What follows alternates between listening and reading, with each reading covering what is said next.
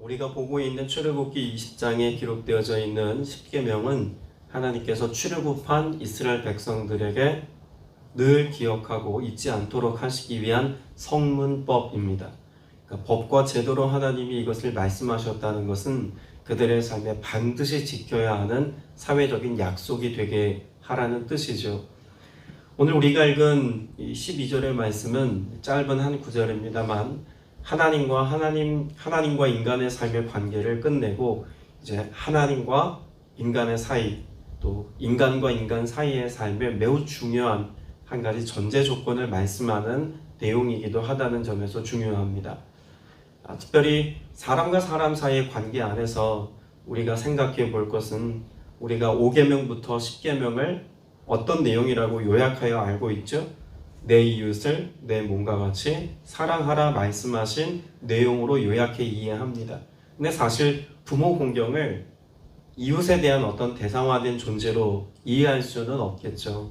그러나 이 말씀이 하나님과 나와의 관계, 나와 이웃과의 관계 사이에 있다는 것은 매우 중요한 의미 아니겠습니까? 그러니까 부모 공경이라고 하는 것을 중심으로 해서 하나님을 경외하는 삶도 배울 수 있고, 또 이웃을 내 몸과 같이 사랑하는 삶의 원리에 관해서도 우리는 실천적인 삶의 태도를 이해하고 또 배울 수 있다는 이야기인 것입니다. 그런 점에서 부모 공경은 단지 도의적인 혹은 윤리적인 이야기인 것이 아니라 우리 신앙의 중심에 서 있는 매우 중요한 삶의 태도를 가르쳐주는 지혜의 말씀인 동시에 우리가 이 땅 가운데서 하나님의 축복과 하나님의 약속을 보장받고 살아가는 형통의 해법이라고도 말할 수 있을 것입니다. 신학자들은 이런 이야기를 합니다. 왜 하나님께서 성문법을 제정하시면서 그 법의 제도 가운데 부모를 공경하라 라고 하는 말씀을 포함시켜야만 했겠는가? 첫 번째 이유는 우리 인간의 삶이 자신의 근원과 근본을 잊지 않을 때 인간답게 살 수 있기 때문이다 라고 설명하기도 합니다. 말씀을 보면 하나님께 대한 인간의 삶의 태도는 어떤 것이어야 한다고 말씀합니까? 경외함이어야 한다고 구약 성경에서는 자주 말씀합니다. 그래서 출애굽기의 10계명의 말씀이 끝나고 난 뒤에 백성이 하나님의 임재 가운데 몹시 떨며 두려워할 때에도 20장 20절에 보면 모세가 백성에게 이르되 두려워하지 말라 하나님의 임하심은 너희를 시험하고 너희로 뭐하여? 경외하여 하나님께 대하여 경외심을 가지고 살아가도록 하나님이 임재하시고 나타나 말씀해 주신다는 것입니다. 그런데 하나님께만 사용되어지는 경외라고 하는 이 단어가 예외적으로 사용되어지는 용례가 있습니다. 사람에게는 결코 사용될 수 없는 단어임에도 불구하고 사용되어진 예가 있는데 레위기 말씀을 볼 텐데요. 레위기 19장 3절입니다.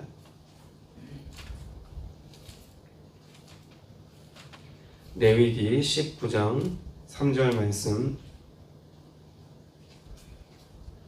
구약성경 175면에 있습니다.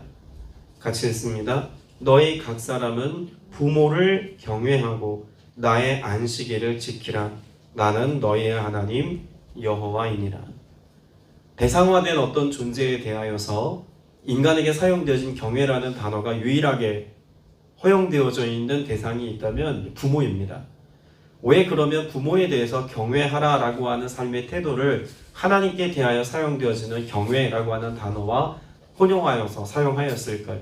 그만큼 우리는 부모 공경함을 통하여서 부모를 섬기는 삶의 내용을 통해서 하나님을 경외하고 사랑하는 삶이 무엇인지를 배우고 알 수 있다는 이야기죠. 그리고 하나님께서 우리의 하나님 되심을 아는 것처럼 우리의 삶의 근원인 부모의 부모됨을 통해서 하나님을 느낄 수 있고 알 수 있다라고 하는 내용으로도 이해할 수 있습니다. 특별히 에베소서 6장 말씀에 보면 에베소서 6장은 우리의 삶의 부모 공경에 관한 매우 중요한 이슈를 또 가르쳐주고 있죠. 역시 찾아보겠습니다. 에베소서 6장 1절부터 3절까지입니다. 에베소서 6장 1절부터 3절까지 신약성경 316면에 있습니다. 같이 읽습니다. 자녀들아 주 안에서 너희 부모에게 순종하라. 이것이 옳으니라. 내 아버지와 어머니를 공경하라. 이것은 약속이 있는 첫 계명이니 이로써 내가 잘되고 땅에서 장수하리라. 여러분이 말씀에 보면 부모에게 순종하는 것이 어떠하다고 말씀하고 있습니까? 옳으니라 라고 말씀하고 있습니다. 여기 옳으니라 라고 하는 말의 의미를 우리가 좀 명확하게 알아야 되는데요. 부모에게 순종하는 이것이 본성이니라 라고 말씀합니다. 그러니까 본성이라는 말은 하나님이 애초에 인간을 창조하시고 만드셨을 때 인간이 당연한 마음으로 이걸 누가 가르치거나 이걸 누가 이해시켜 주지 않아도 본성적으로 실천해야 되는 삶의 태도이고 인생의 양식이라는 겁니다. 하나님이 사람에게 심어놓으신 삶의 태도, 그걸 본성이라고 말하죠.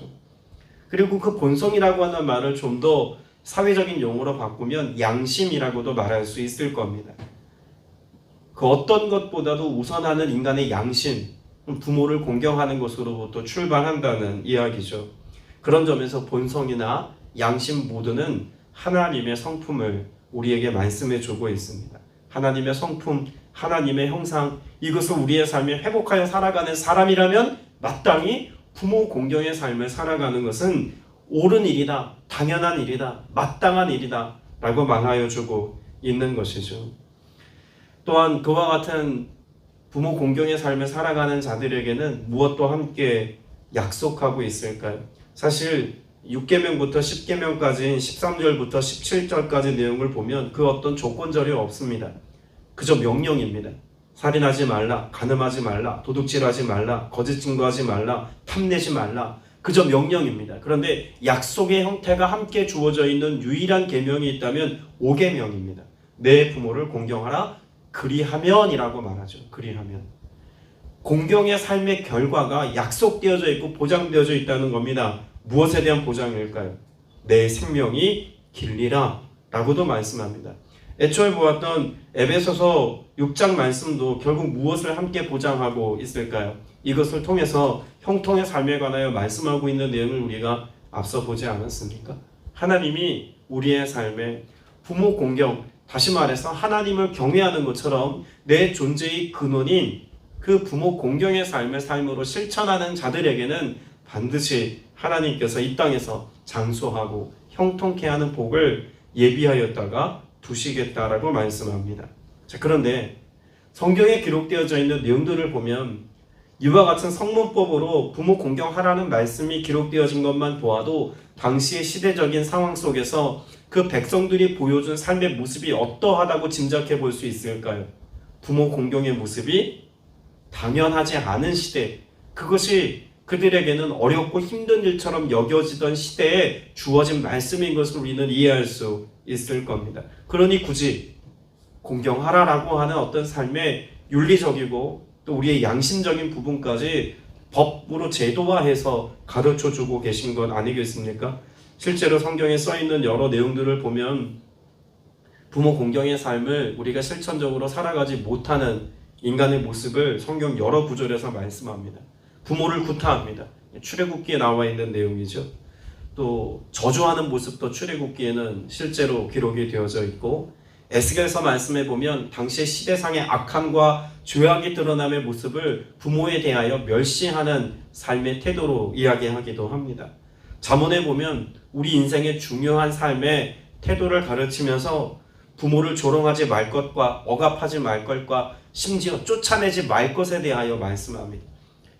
왜 이런 말씀들이 기록되어져 있냐면 결국은 구타하는 자, 저주하는 자, 멸시하는 자, 조롱하는 자, 억압하는 자, 집에서 쫓아내는 자들이 실제로 있었기 때문에 이와 같은 삶의 말씀들이 기록되어져 있는 거죠. 시대가 악하여서 오늘날 현대사회를 정의하면서 그런 천련과 인륜을 저버린 여러 사회적인 현상들을 마음 아파하며 보도하는 여러 뉴스들이 난무하는 시대를 살아갑니다. 근데 이것이 비단 오늘을 살아가고 있는 현대사회, 21세기를 사는 지금의 때에만 벌어지고 있는 사회적인 양상이 아니라 인간이 존재하는 그 시초로부터 오래전 고대 역사에서부터 인간의 삶은 그렇게 마음의 죄악이라고 하는 것이 스며들고 그 본성을 거슬러 살아가는 삶의 태도가 일반화되면서 하나님이 말씀하신 가장 중요한 하나님과의 관계, 우리 존재의 근원이 된 부모와의 관계, 이 모든 관계 맺기에서 실패하는 삶의 모습을 자주 기록하고 있다는 이야기죠. 사무엘상 말씀을 보면 사사시대에 이것이 극의 나라였음을 보여주는 말씀이 있습니다. 사무엘상 2장 29절의 말씀을 같이 한번 찾아보겠습니다. 사무엘상 2장 29절, 신약성경 410면이 있습니다.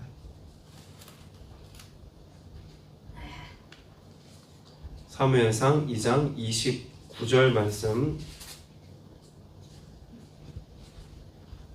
같이 읽습니다. 시작. 너희는 어찌하여 내가 내 처소에서 명령한 내 재물과 예물을 밟으며 내 아들들을 나보다 더 중히 여겨 내 백성 이스라엘이 드리는 가장 좋은 것으로 너희들을 살찌게 하느냐. 여러분, 이건 사사시대, 특별히 엘리 집안에 하나님께서 저주를 내리시면서 하신 말씀의 내용입니다. 그 시대상이 어떠했냐면 하나님께 마땅히 드려야 될, 하나님의 처소에 마땅히 드려야 될 거룩한 예물에 대하여서 그들이 그 예물을 자신의 것으로 취하는 것은 물론이거니와 재물과 예물을 밟아 하나님께 온전한 것으로 드리지 못하는 예배의 삶이 무너져 있는 모습을 지적하십니다. 그리고 이어지는 말씀에 보면 내 아들들을 나보다 더 중히 여겨. 여러분, 이건 누구에게 대하여 말씀하고 있는 내용일까요? 하나님보다 그 자녀들을 더 사랑하고 있는 이 제사장 엘리에 대한 하나님의 말씀 아닙니까? 여러분, 이것에 대한 자녀에 대한 사랑의 왜곡은 어디서부터 출발하냐면 부모를 경외하는 삶을 제대로 살아가지 못하는 것, 그러니까 하나님을 공경하는 것과 일반으로 볼 때 부모 공경의 삶도 함께 무너진 시대적인 사회의 모습을 반영해주는 내용이라는 것입니다. 자녀를 너무나 사랑한 나머지 하나님을 저버리는, 하나님을 경외하는 삶의 방식을 저버린 그런 삶의 모습이라면 마땅히 그 시대적인 모습 안에는 부모를 공경하고 부모를 섬기는 삶이 무너졌음을 어렵지 않게 짐작해 볼 수 있다는 이야기인 것이죠. 우리가 부모를 공경하는 것에 있어서만큼은 어쩌면 당연히 여기지만, 또 자녀 사랑하는 마음을 갖는 것도 너무나 당연히 여기지만, 이것이 어느 선까지 지켜져야 한다는 이야기일까요? 하나님과의 관계를 깨뜨리지 않는 선에서 지켜져야 하는 것이고, 자녀를 사랑하되 그것 때문에 부모 공경을 잃어버리는 사회적인 어떤 선택을 해야 한다면 그건 옳지 않다라고 말씀하시는 하나님의 말씀으로도 이해할 수 있다는 이야기입니다. 그래서 성경은 여러 구절을 통해서 우리의 삶에 부모에게 어떤 삶의 태도를 가져야 한다고 가르치고 있을까요? 공경하고 또 경외하는 마음을 가지고 살아간다는 것은 순종이라는 삶의 모습으로 드러난다고 말씀합니다. 그래서 골로새서 3장 20절 말씀에 보면 자녀들아 주 안에서 순종하라. 이것이 주 안에서 하나님을 기쁘시게 하는 것이라고 말씀합니다. 하나님이 뭘 기뻐하시냐면 자녀가 부모에게 순종하는 삶의 모습을 보고 기뻐하신다는 겁니다. 그리고 이와 같은 삶의 모습이 잘 가정 안에서 계승되어지고 훈련되어지고 양육되어질 때 이들의 삶에 어떤 삶의 태도가 몸에 배양된다는 이야기이기도 할까요?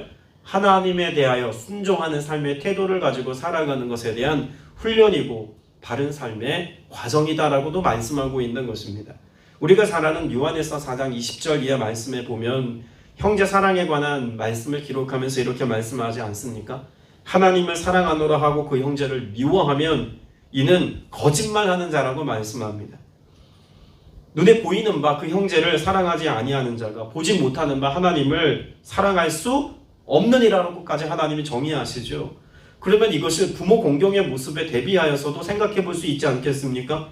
하나님을 사랑하노라 하고 눈에 보이는 그 부모를 공경하지 않는다면 어떻게 하나님을 공경하는 삶을 살 수 있다고 말할 수 있겠습니까? 거짓말하는 자라는 것입니다.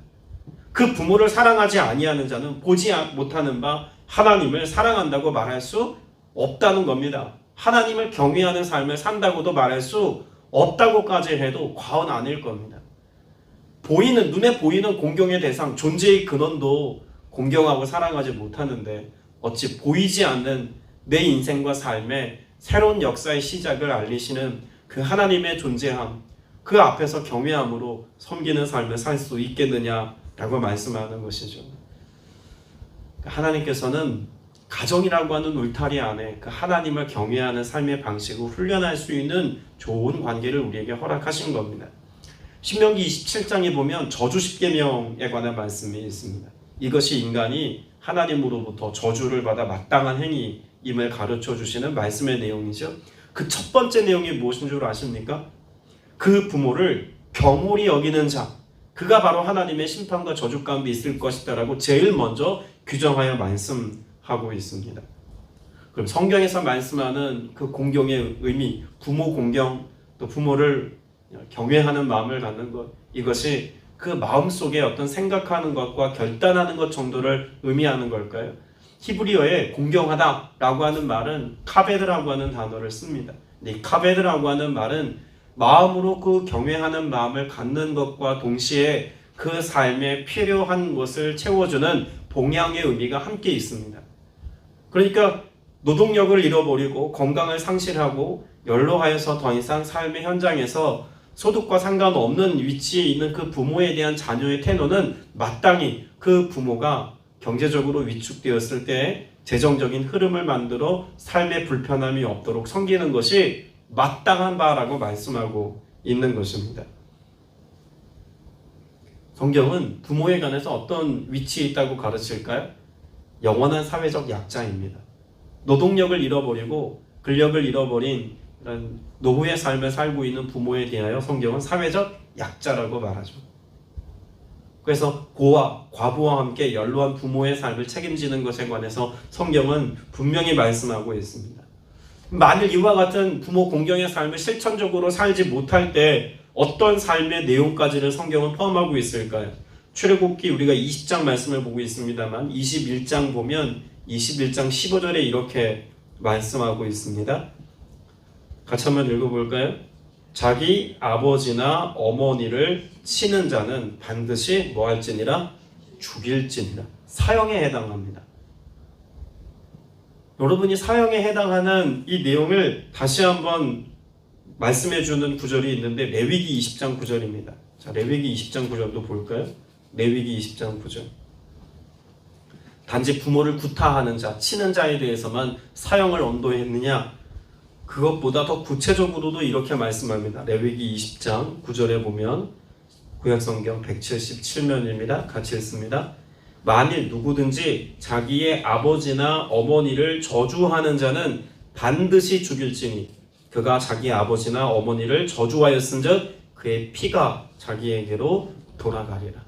저주하는 말을 하는 것까지도 포함되어져 있다는 이야기예요. 이것이 실제로 이스라엘 백성들의 삶에 돌로 쳐 죽임 바 되어지는 이유가 됩니다. 우리가 잘 알고 있는 예수님의 비유 말씀 가운데 탕자의 비유를 우리는 잘 알고 있습니다. 아버지의 재산을 먼저 받아서 그래서 이거 다 탕진한 둘째 아들. 여러분, 이 둘째 아들의 행위는요, 당시 이스라엘이 이 십계명과 또 부모에 관한 하나님의 규례의 말씀에 적용해 볼 때 어떤 상태라고 말할 수 있을까요? 돌로 쳐 죽여 마땅한 상태입니다. 아버지의 재산을 미리 받았다는 것은 아버지를 어떻게 여긴다는 겁니까? 죽은 자로 여긴다는 것입니다. 유산 상속은 아버지가 죽었을 때만 가능한 겁니다. 그런데 아버지를 죽은 자처럼 여기며 아버지와의 관계를 내가 끊고라도 당장 내 원하는 것을 갖고 나아가겠다고 여기는 것이 둘째 아들의 모습인 거죠. 그래서 렘브란트라고 하는 화가가 이 아버지로부터 재산을 받아가는 이 둘째 아들의 모습을 크로키처럼 이렇게 그려놓은 빠르게 그린 그림이 있습니다. 그림에 보면 둘째 아들이 너무 행복해하는 모습으로 바라보고 있는 그런 아버지의 그런 샘하는 모습을 바라보고 있는 둘째 아들의 모습이 있고요. 첫째도 가관입니다. 창문 밖에서 둘째가 내 것에 더 많은 부분을 빼앗아가지는 않을까, 창문에서 이렇게 물끄러미 무표정하게 바라보고 있는 모습이 마음을 아프게 하는 한 그림의 한 작품입니다. 이런 둘째 아들을 맞이하는 아버지의 모습을 우리는 잘 알죠. 어떻게 맞이합니까? 이미 상거가 먼데, 이미 거리가 멀리 떨어져 있는데도 둘째 아들인 것을 알아보고 아버지가 어떤 반응을 보이죠? 달려갑니다. 왜 달려갔을까를 설명하는 여러 이야기들을 들었습니다만 최근에 가장 은혜롭게 들었던 이야기는 돌에 맞아 죽을 아들을 아버지가 달려가서 미리 막아선 것이다라는 해석입니다. 너무나 공감이 되고 이해가 되었습니다. 돌로 쳐 죽이라는 규례가 있잖아요. 십계명의 말씀 이외에도 여러 말씀을 통해서 그런 죽어 마땅한 행위를 한 이 둘째 아들에 대해서 아버지는 뭐 하겠다는 심산을 가지고 지금 뛰어든 겁니까? 아들을 대신에 내가 돌맞겠다는 심산을 가지고 뛰어든 겁니다. 이게 아버지의 마음이고 부모의 마음인 것이죠. 그리고 그것을 통한 하나님이 우리를 용서하시고 긍휼히 여기시고 사랑하시고, 그래서 우리를 위해 대신 고난당하시고 죽기까지 하신 예수 그리스도를 향한 구속의 은혜와 또 하나님의 사랑의 마음을 우리는 그 예수님의 비유 설교를 통해서도 알 수 있는 겁니다. 오늘 저와 여러분에게 성경이 말씀하고 있는 이와 같은 부모 공경의 삶은 또 한 가지 차원에서 우리가 생각해 볼 것도 있습니다. 부모를 공경하는 것을 이야기할 때마다 이 청년 세대와 다음 세대들이 이런 이야기들, 이런 질문들을 합니다. 내 부모는 공경할 만한 자격이 없는데요? 알코올 중독에 혹은 심각한 폭력에 그리고 그 구타하는 그런 폭행을 보고 자란 세대들이 이야기합니다. 과연 그런 부모 공경할 수 있느냐고. 실제로 들으면 자기가 맞을 때는 상관없는데 엄마를 폭행할 때의 모습을 보면 살기가 본인 안에서 일어날 때도 있다는 거예요. 그런 아버지 어떻게 공경하냐고 이야기를 해요. 근데 그럴 때는 정말 뭐라고 대답을 해야 될지, 윤리와 도덕 시간이라면 제가 차라리 그냥 그런 부모 제대로 섬기지 않아도 된다고 말해주고 싶을 정도예요. 근데 그럼에도 불구하고 성경은 그 부모의 컨디션에 대해서 말하지 않습니다. 부모에 관해서 말할 때 악한 부모, 좋은 부모 나누지 않습니다. 부모라고 하는 그 대상화된 존재는 악하다, 선하다, 좋다, 나쁘다로 대상화할 수 없다는 이야기입니다. 존재의 근원이라면 아무리 악한, 아무리 내가 존경할 만한 어떤 모습이 없는 부모라 할지라도 공경하고 섬겨야 한다는 것입니다. 역으로 생각해 보면 우리 자녀가 망나니 같은 자녀라고 할지라도 부모는 어떻게 합니까? 마땅히 그 자녀를 계속해 돌보고 제대로 된 인생을 살아갈 수 있도록 섬김을 주지 않습니까? 그 자녀가 부모에 대한 태도도 마찬가지라는 것. 초등학교 아이에게 이 10계명을 가르치면서 1계명부터 10계명을 쓰는 성경시험을 봤다 그래요. 그런데 이 아이가 초등학교 저학년인 이 아이가 공경이라는 단어를 한 번도 들어보지 못했던 모양입니다. 공자는 생각나는데 뒤에 글자가 생각이 안 났던 모양이에요. 내 부모를 공격하라. 그렇게 10계명을 썼다 그래요. 근데 실제로 우리의 삶에 부모를 공경하지 않고 공격하는 삶을 살고 있는 그런 자녀들도 우리 주변에서 어렵지 않게 봅니다. 오늘 우리의 삶이 이와 같이 공경에 대하여서 이야기할 때 공경받을 만한 부모의 삶을 살고 있는지도 우리가 점검해야 할 것이고, 그 공경의 삶에 관해서 나이가 든 자녀라고 할지라도 또 어린 손주들에게라도 뭘 가르쳐야 하겠습니까? 공경의 삶을 교육하고 가르치고 알게 하고 그 마땅한 바로 살게 하여야, 그래야 어떤 삶의 태도가 필요합니까? 그래야 하나님을 경외하는 삶을 살 수 있는 것이고 하나님이 예비된 축복권을 누리는 삶을 살 수 있는 것이기도 합니다. 오늘 여러분의 삶에 어떠한 포지션에 있든지 간에 아직 부모가 연로하신 나이로 생존해 계시다면 부모를 공경하는 삶을 우리가 살아내야 할 것이고, 또 내 자녀들이, 내가 섬길 부모는 없지만 내 자녀들이, 어린 자녀들이 있다면 부모 공경의 삶이 얼마나 중요하고 하나님의 말씀 안에서 귀하고 가치 있게 다루어지는지를 여러분들이 훈련시키시고 가르쳐 알게 해서 하나님의 은혜가 내 자녀 세대들에게 흐르게 하는 삶을 마땅히 살게 해야 할 줄로 믿습니다. 이 은혜가 오늘 이 하루 여러분의 삶에 가득하게 되시길 주님의 이름으로 축복합니다. 기도드리겠습니다. 은혜가 풍성하신 아버지 하나님, 하나님을 경외하듯 부모를 공경하고 경외하는 마음으로 살아낼 수 있는 모두가 되게 하여 주옵소서. 우리의 본성이 죄로 인하여 부패하고 타락한 본성을 가지고 있는 터라 이런 삶을 살지 못하고 있는 지체들이 있다면 하나님께서 우리에게 회복시켜 주신 주님께서 우리를 구속하시고 구원하시고 죄의 문제를 해결하사 새 마음 갖게 하신 이 은혜 안에서 하나님께서 태초에 우리에게 허락하셨던 본성과 같이 그렇게 부모를 공경하며 사랑으로 섬기며 봉양하는 삶을 살아갈 수 있는 모두가 되게 하여 주시옵소서.